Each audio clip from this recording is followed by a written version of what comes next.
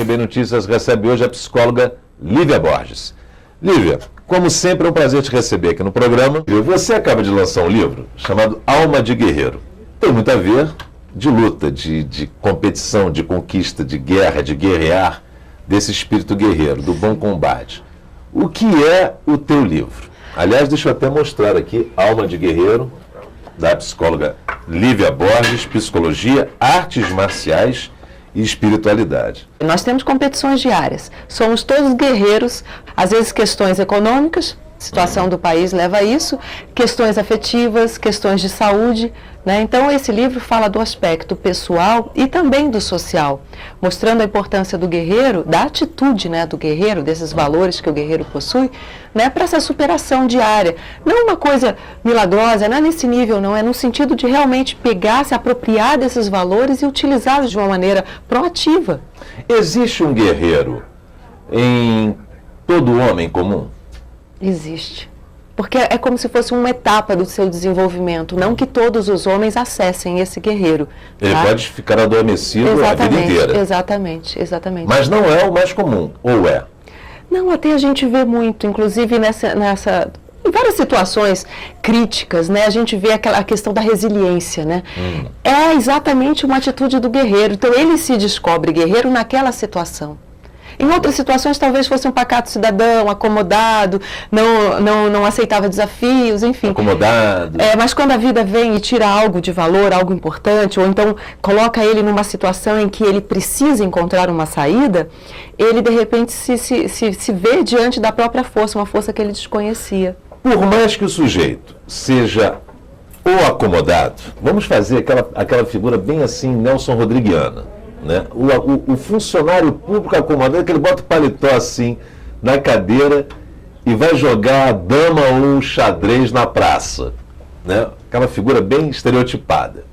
Por mais que ele seja esse sujeito acomodado, uma vez na vida desse cidadão, o guerreiro será despertado? Pode ser.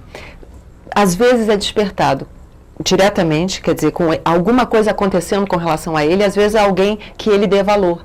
Às vezes é um filho, às vezes a mulher, o marido, a pessoas assim, que sejam importantes para ele. Porque é onde ele também, vamos dizer assim, tem os seus vínculos, né, tem a sua identificação. Então, tudo que feria essas pessoas, automaticamente vai feri-lo também. E o guerreiro, muitas vezes, é despertado através de uma ferida na alma. Ou ele se indigna com uma determinada injustiça cometida contra alguém que ele ama, ou num sentido mais amplo contra a sociedade. Quer dizer, você sempre vai ampliando a sua consciência, mas é claro, ele é despertado a partir do valor pessoal. Agora, como você apresenta o guerreiro nesse livro? Você define o guerreiro ou você vai tentando descobrir aonde está o guerreiro? Eu trago algumas reflexões sobre a natureza do guerreiro e vou trazendo algumas questões arquetípicas, questões também vinculadas a outras culturas, né? Você trata do arquétipo. Exatamente, do arquétipo do guerreiro. É claro que todo arquétipo ele tem dois lados, ele tem o aspecto sombrio, ele tem o aspecto luminoso, né? Eu trato neste livro do aspecto luminoso, dos valores positivos do guerreiro. Em uma outra oportunidade eu vou tratar do aspecto sombrio, né? Mas por que eu elegi a questão do positivo? Porque eu vejo que há uma carência muito grande desses valores na nossa sociedade, na educação. Quer dizer, você vai nas escolas, eu dou muito palestra aos professores e vejo a necessidade deles se instrumentalizar e de terem também o apoio da sociedade, do Estado também, com ações que formem o nosso cidadão desde pequeno, né? Que formem um homem de amanhã, né? Que formem um homem de amanhã, com esses valores. Aliás, estamos meio deficitários em relação aos homens deste país, né? Estamos produzindo poucos homens. Me perguntaram algo, inclusive, com relação ao guerreiro, se ele era homem ou mulher, porque eu coloquei o guerreiro, né, na imagem, na verdade, é a figura masculina. Mas porque o arquétipo, realmente, nesse sentido, ele traz o aspecto masculino, mas só que ele está inserido num contexto feminino. Então, ele tem as duas manifestações. Mas quando eu estou falando do guerreiro aqui, eu estou falando de homens e mulheres. Né?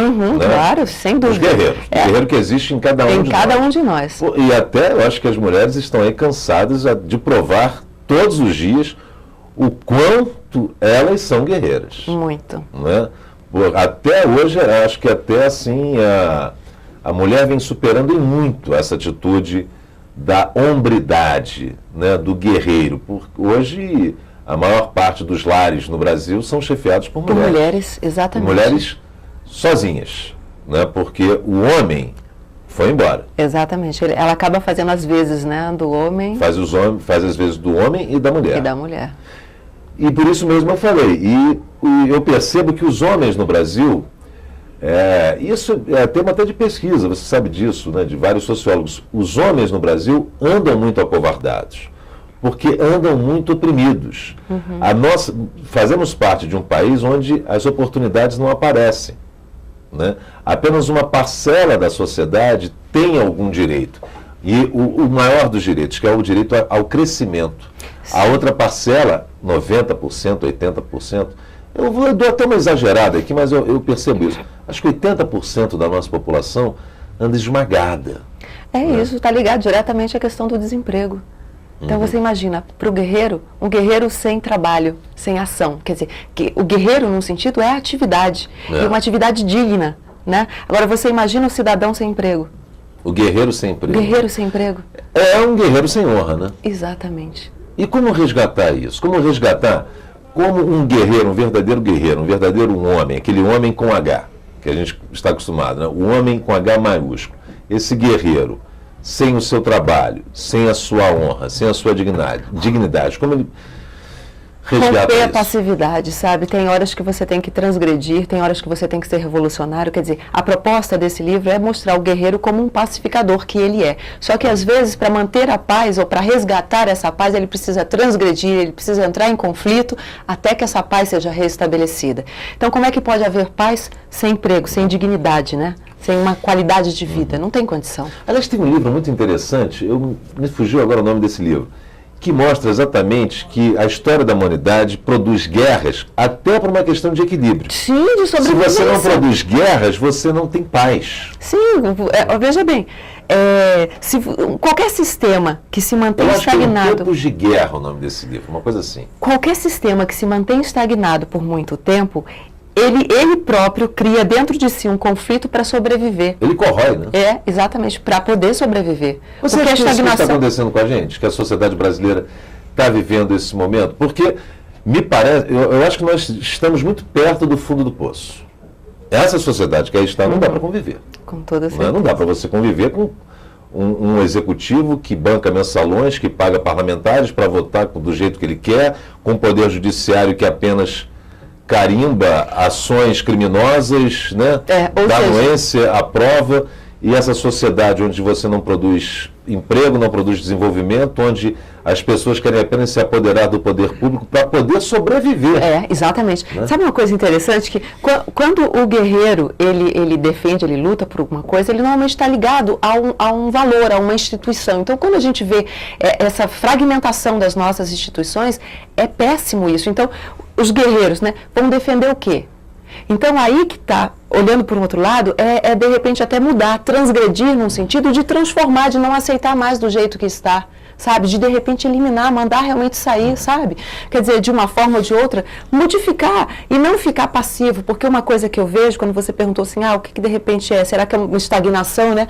Eu sentia que realmente o brasileiro era muito estagnado, muito passivo, né? Quer dizer, assimilou isso. A gente sempre ouviu, né, que o brasileiro era pacífico, né? Não, eu não sentia... Não, também não. Mas eu não via assim, eu via o brasileiro como passivo. Sempre achando que alguém, uma instituição, o governo, o Estado ia fazer por ele. Agora, nós somos... Aliás, até uma entidade. Uma entidade. Então, fica sempre aquela busca de uma figura arquetípica também, né? Que venha fazer... De um salvador. De um salvador, mas o salvador sempre fora dele. Agora, é uma coisa que eu não consigo entender muito bem, porque eu também tenho essa visão, talvez você tenha tido ela antes da minha. Eu percebo isso muito claramente. Eu não consigo entender, quando falo que o brasileiro é um povo pacífico, discordo completamente, porque a maior prova está aí, a violência está aí. Assassinamos por ano o quê? 150 mil pessoas por ano? Mais ou menos isso, porque são 50 mil assassinatos por ano, mais 50 mil pessoas que são mortas no trânsito, e fora aquelas que não constam dos dados oficiais. Então, isso não é um povo pacífico. Não é, de forma nenhuma. Mas, ao mesmo tempo, o que eu não consigo entender é o seguinte, que talvez nesse livro, talvez a gente encontre alguma resposta com relação a esses valores de honra, de dignidade, de hombridade, de respeito. O que eu não consigo entender é o seguinte, mata-se um jovem por uma mochila bacana, mata-se um jovem por um par de tênis, mata-se um chefe da família por 10, 15 reais. E não mata-se um criminoso, um dirigente político que desvia o dinheiro público. Destruiu a vida de uma porção de pessoas. E você vê um garoto sendo assassinado por muito pouco, né? Agora você veja bem, essas pessoas estão buscando o quê? A satisfação imediata, algo que seja vinculado apenas a elas mesmas, né? Com relação a isso que você comentou, né? De alguém de repente ver uma figura pública, né? Desviando também o dinheiro que pertence, né? À nação, a todos nós. Aí já seria uma pessoa que tem uma visão além do pessoal, uma pessoa que realmente vê o coletivo, tá? Isso aí já é assim, é um estágio avançado, né? De evolução. E talvez a grande maioria até por culpa do próprio sistema, o sistema educacional, sabe, enfim, fazendo com que a nossa formação seja focada no próprio umbigo, né? E não até por mal, mas até por uma questão de sobrevivência, como você mesmo colocou. Esse sentimento, né, que a gente, por exemplo, às vezes cai um avião com 200 crianças, aí todo mundo vai chorar a morte daquelas 200 criancinhas. E ela não olha para trás e não vê o seguinte: no Brasil, quantas milhares de crianças morrem todos os dias? Com péssimo atendimento na saúde. Com abortos, de subnutrição, com péssimo atendimento na saúde, enfim. Atropeladas no trânsito, assassinadas com balas perdidas. E as pessoas, eu percebo que elas não têm esse sentimento de indignação. É porque como se isso já estivesse sendo esperado, as pessoas já se acostumaram a isso. Agora, quando acontece um acidente, é o inesperado. Né? Então, aí choca. Aí as pessoas se unem em prol daquelas vítimas, entende? Agora, as nossas vítimas diárias aqui. É verdade. Agora, você trata nesse livro de outros valores que você mesmo já revelou que leva para as suas palestras, principalmente nas escolas públicas, né? Escolas públicas e privadas? Isso. Você vai nas escolas? Sim, todas. Você trata de honra, de justiça, de solidariedade, de coragem, de gratidão, de lealdade e disciplina. Sentimentos, valores bons, luminosos, como você falou. O que falta para que esses valores estejam mais presentes na vida de cada um, independente da situação política que estejamos vivendo? Claro, porque a gente não pode ficar esperando que exista uma mudança política para que a gente mude aquilo que depende de nós. Não dá para esperar o companheiro estudar, né? Exatamente. Então, eu sempre parto do indivíduo, tá, para que haja uma mudança na sociedade. Agora, paralelamente, naquilo que eu posso, eu procuro também uma mudança maior, num nível maior. O que os meninos dizem para você, Lívia? O que eles perguntam? E o que você percebe quando muitas vezes você consegue atingir aquele garoto ali que muitas vezes está decepcionado com o comportamento dos pais? Eu vejo duas coisas. Alguns conseguem já estar despertando o guerreiro, né? Eles têm uma indignação profunda com tudo isso que está acontecendo. E eles, inclusive, querem partir para, de repente, opções radicais com relação ao voto, né? Exatamente para mostrar que eles não concordam com nada disso. Tá? É um direito deles de repente, encontrar uma saída diferente. Eles estão buscando isso, né? Agora, há outros, esses me preocupam mais, no sentido de que eles perderam a esperança. Não acreditam mais em nada, não acreditam na família, em instituição nenhuma. Tem garotos já assim? Tem. Muitos jovens? Muitos jovens, assim, isso é deprimente. Então, eles não acreditam, e aí o que eles fazem? Uns se alienam totalmente e ficam infantilizados. Tá? Aí a expressão é mamando da família naquilo que for possível, mamando do governo naquilo que for possível, quer dizer, mamando da qualquer instituição. De uma maneira até grosseira, mamando nas tetas. Exatamente. A vida inteira. Exatamente. Agora, há aqueles outros que, pela perda da esperança, né? E a esperança, quando eu coloco aqui, não é aquela esperança passiva, é uma esperança no sentido de que se você faz, você pode ter um resultado. É nesse sentido, de confiança. De acreditar mesmo. Então é uma coisa proativa. Estou sendo aqui massacrado, mas eu sou um bom guerreiro, eu vou continuar lutando e vou conquistar. Não desiste da causa, né? Não, mas é isso que a gente faz na vida. Agora, todo, né? mas alguns se tornam destrutivos, porque eles não se sentem parte desse meio. Eles não acreditam mais em nada, então não tem identificação. Quando você não se identifica, o que você faz? Você destrói. É o que eles fazem. Então, alguns se autodestroem, ou se mantêm... autodestruir através das drogas, do álcool. Exatamente. É uma forma de alienação também. Da e de comida. autodestruição, com toda certeza. E da compra compulsiva. O consumismo. O consumismo, quer dizer, o que é isso? É um desvio, vamos dizer assim, tentando suprir através do externo algo que não é dessa natureza. E aonde estão os bons guerreiros? Dentro de nós.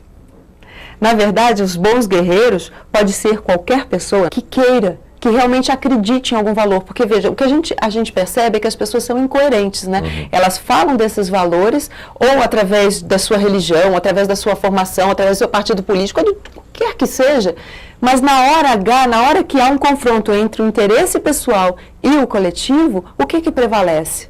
O coletivo. Esse é um bom guerreiro. Uhum. Ele consegue conciliar o interesse pessoal com o coletivo, mas na distorção o que acontece? Prioriza-se o pessoal, que é o que a gente vê, inclusive. É o famoso Zé Ninguém, o egoísta, né? O egoísta. Agora, isso é uma coisa que não é fácil, parece fácil a gente falar, né? É só ter vontade, ou é só isso, aquilo. Não é. Isso é uma coisa de base. Se você não aprender isso no berço, é muito difícil que você venha adquirir isso depois. Porque aquilo vai ser sempre uma coisa artificial, não vai ser sua, vai ser uma coisa que você pode tirar, colocar de acordo com a sua conveniência.